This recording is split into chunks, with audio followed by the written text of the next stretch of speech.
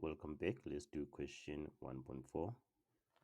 Determine the value of x and y if 3 to the power y plus 1 divided by 32 is equal to the square root of 96 to the power x.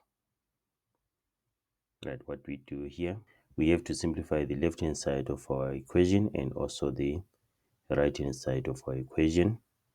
We have to write our bases as products of their prime factors. We have 3 y plus 1, then 32 is 2 to the power 5 is equal to the square root of 96 to the power x means 96 to the power x over 2.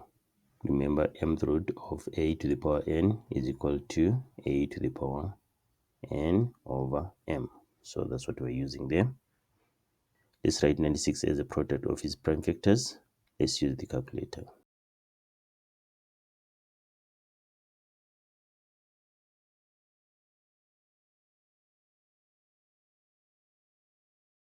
Ninety-six is 2 to the power 5 times 3.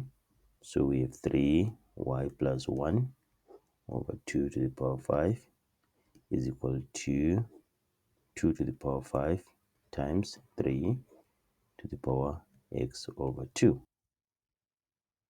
3 to the power y plus 1 times 2 to the power negative 5 is equal to, now we're raising a product to a power, so we distribute the exponent. So it's going to be 2 to the power 5x over 2, then times 3 to the power x over 2. Now if you check with this base here, these two things, the left hand side is equal to right hand side. So what does that mean? It means this power must be equal to this power, and this power must be equal to this power. So we have 2 to the power negative 5 is equal to 2 to the power 5x over 2, and we have 3 to the power y plus 1 is equal to 3 to the power x over 2. Now we have powers at the same base here, we can equate the exponents.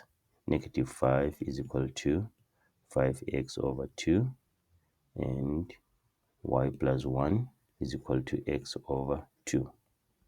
So here we can multiply by 2 on both sides of the equation. Negative 10 is equal to 5x, and then divide by 5 on both sides of the equation.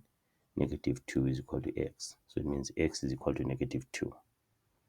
And then we can substitute the x value into this equation. Y plus 1 is equal to negative 2 over 2. Y plus 1 is equal to negative 1. Y is equal to 1 minus 1, which is negative 2.